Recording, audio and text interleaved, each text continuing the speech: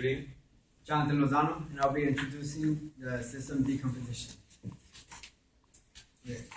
So, as demonstrated, we are layered architecture, but first I'm going to talk about the main functionality of each subsystem and who's responsible for it.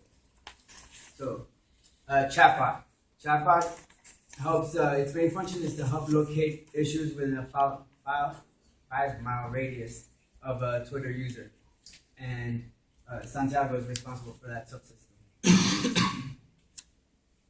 The user interface, its main function is to visually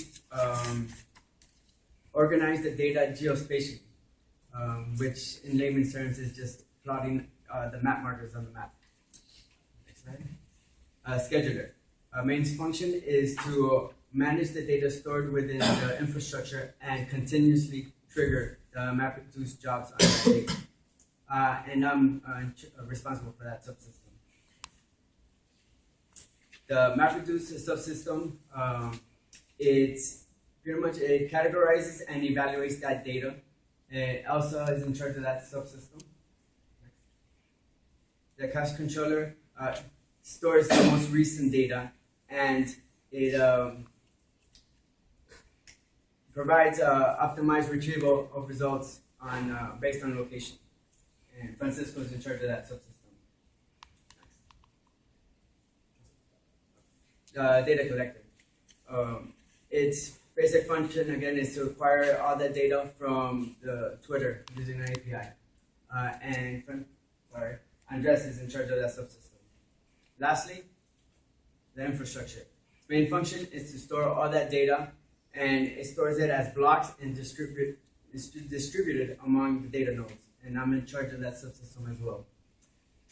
Also, to get into further detail, our layered architecture is broken down into presentation, logic, and data tier. This layered hierarchy gives us a reduced complexity. Also, the classes, all classes within the subsystems are only classes that relate to one another, giving it high coherence. And each subsystem is independent from the other subsystems, giving it low coupling. Thus, our system has an ideal system design. Also, I'd like to point out, when building this system, we had 4 design goals in mind. Scalability. So in the infrastructure, you could readily add more commodity servers to store and process more data.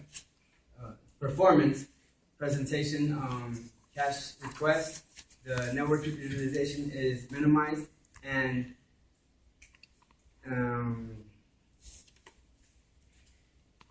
so yes, the load is reduced between the logic and data tier.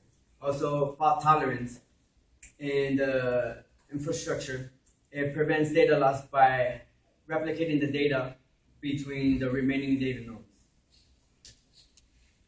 We'll also be introducing the system deployment diagram. So initially, when a user accesses our system, it starts off here. You could access it via a mobile device or any computer using an internet connection. The interface. So it gets requests from the master node, or also called the name node, and it hosts most of our components. Santiago, why don't